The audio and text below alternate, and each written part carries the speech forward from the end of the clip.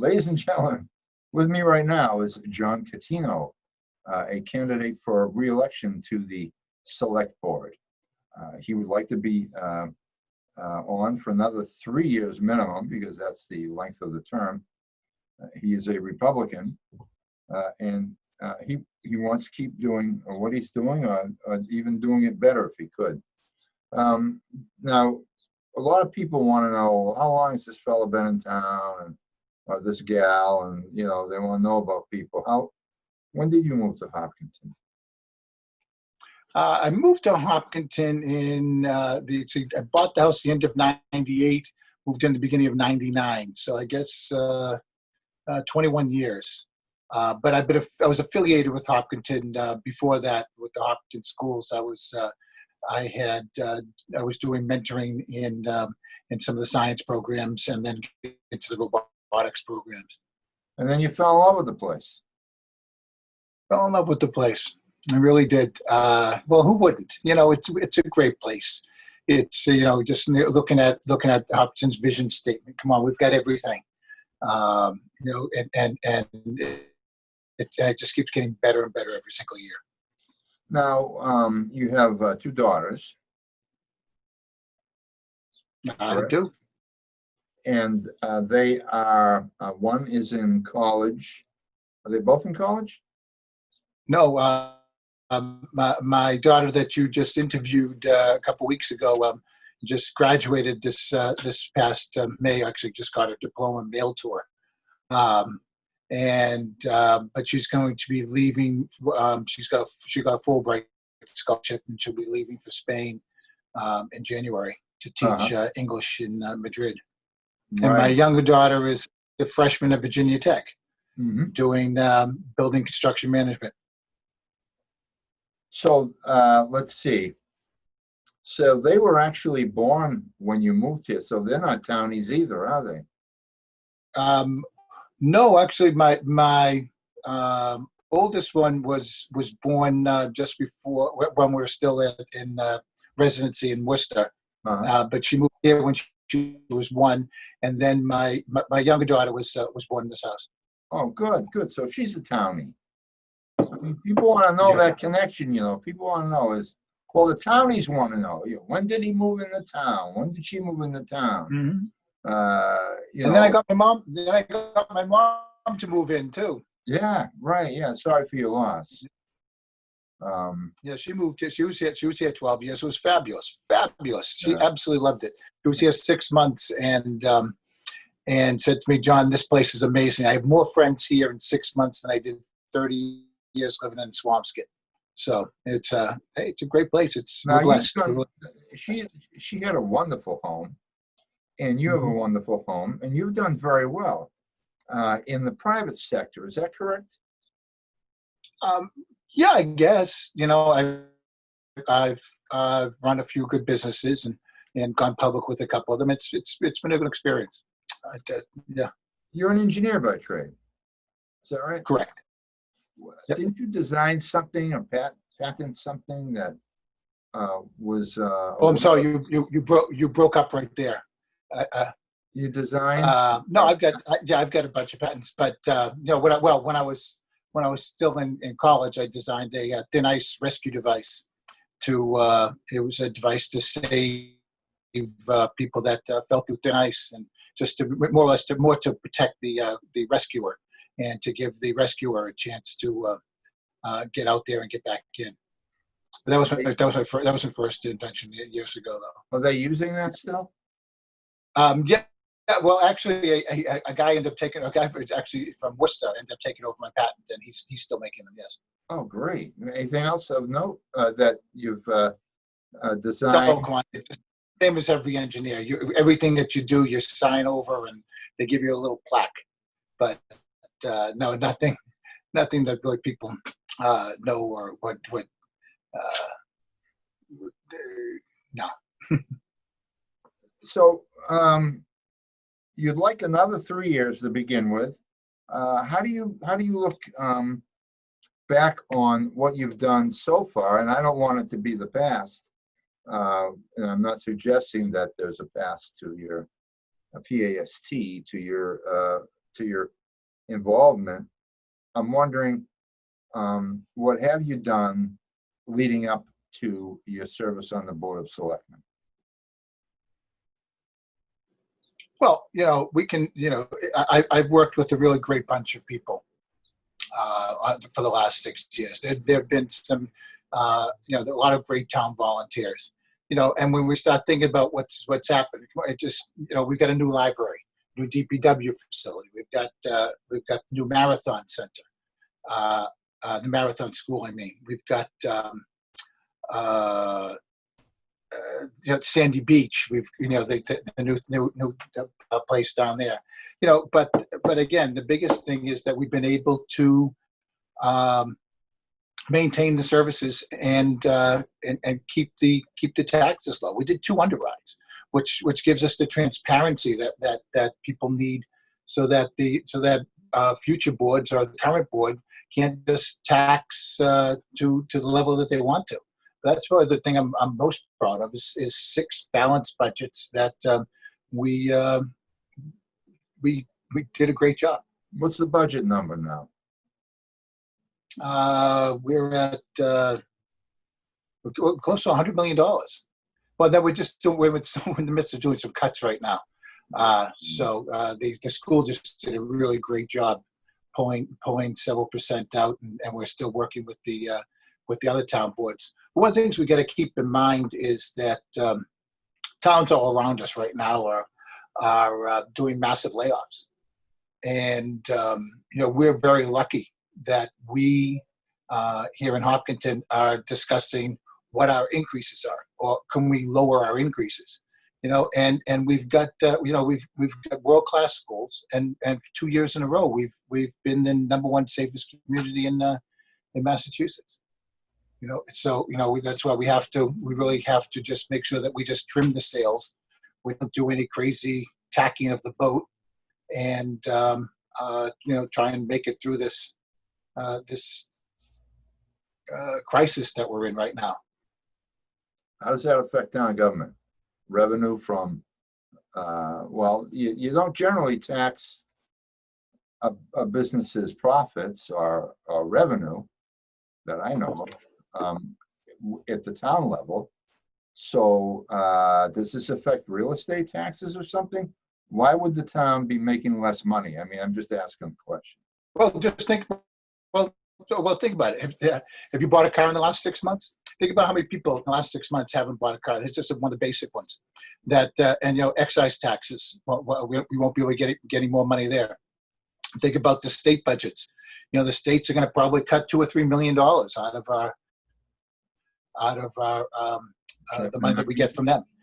We've got there's just tons of stuff that's happening there.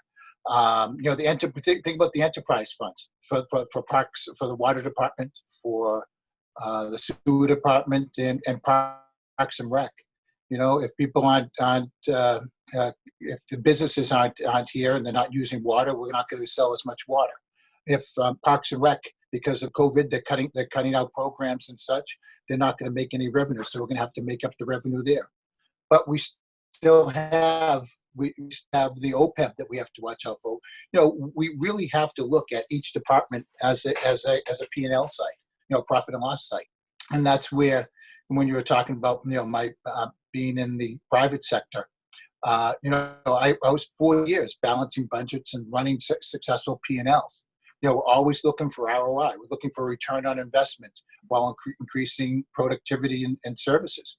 And that's the same thing that we're trying to do here in Hopkinton, is to maintain services and save as much money for the taxpayers as possible. It's a 3-legged stool when you really think about it. We need to keep our schools up. We need to keep #1 public safety, and we need to protect our taxpayers. That's all it comes down to. It's a very simple algorithm. So what's the solution to the loss of revenue, tax revenue? Well, we have to really do our ground up budgets. We have to ask. We have to work with our professionals. We have to trust our professionals and see where they need to, what they really need, and what what are nice to haves. And then, we're lucky that we have a great stabilization fund and be able to use that incrementally just to keep us going. But again, the other thing that we have done well, which I briefly mentioned before, is our OPEB. We have to make sure that we can still have money for our retirees, and so that they can they get a check every month, and they also get their health insurance and their other benefits. These are things that we've been paying down on the whole time. Many towns weren't doing that, and that brings us to the biggest thing is our AAA bond rating. One of the great things is because we have our AAA bond rating, we're able to borrow at a much lower rate. Many towns don't have that because they didn't have the fiscal responsibility. They didn't do the 2 underrides, which the bonding houses look at, and they just say that because we're always in the black. We're doing a great job, and as long as we keep that up, we can continue to borrow at a lesser rate, which again brings those costs down. But what we got to do is look for more grants, try and find money that the state might have already allocated to some other things, and try and get it to come into our town. Now you are involved in the International Marathon Center as a liaison to the 26.2 Foundation, and I think you're also a board member of that. Is that correct? No.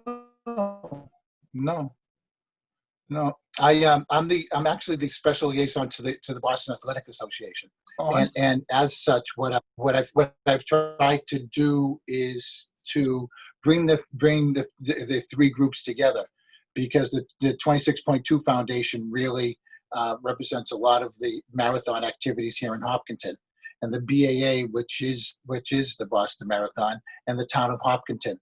And that's how I've been able to work out getting the increased number of charity bibs. Several years ago, people may not know this, that the BAA was really trying to cut the number of charity bibs they were going to give us in Hopkinton. And I had to fight hard and got them, and then actually got more for Hopkinton. Last year I think we brought in $379 million. This year it's looking closer. That will be closer to like 1.4, 1.5 million.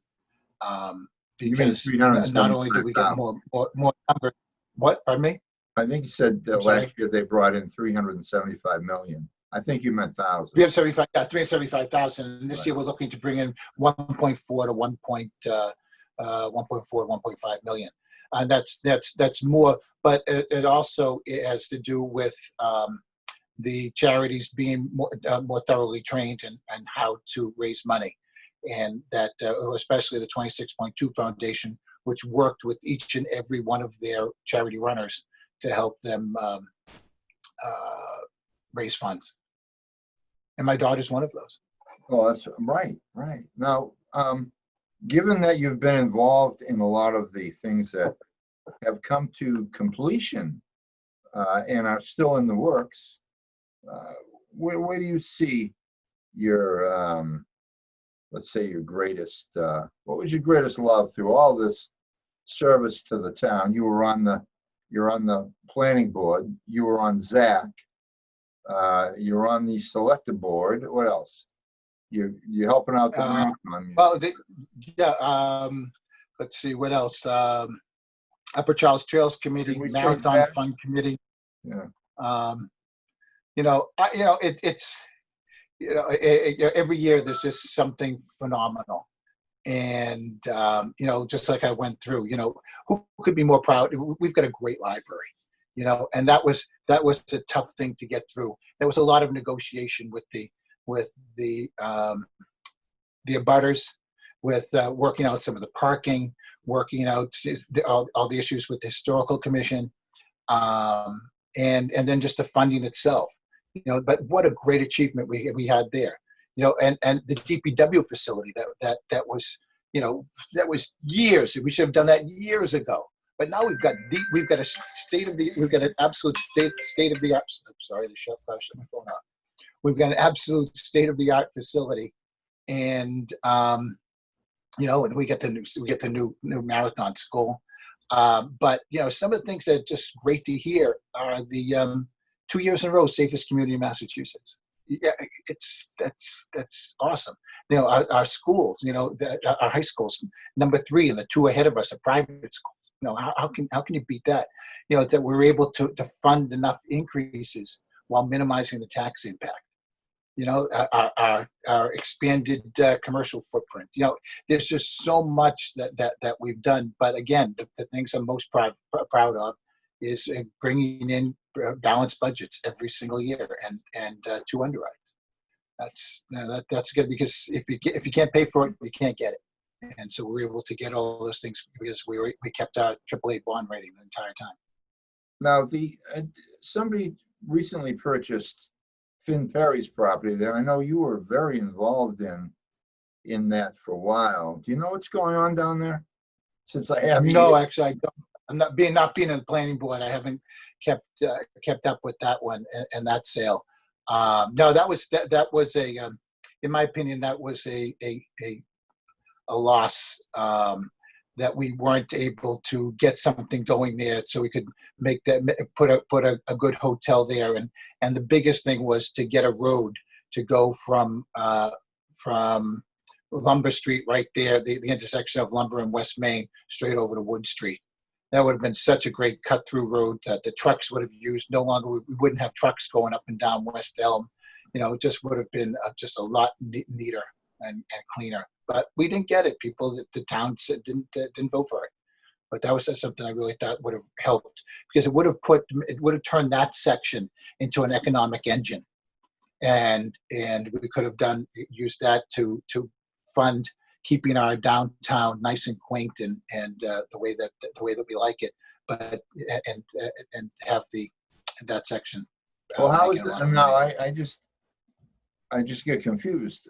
How is industrializing and populating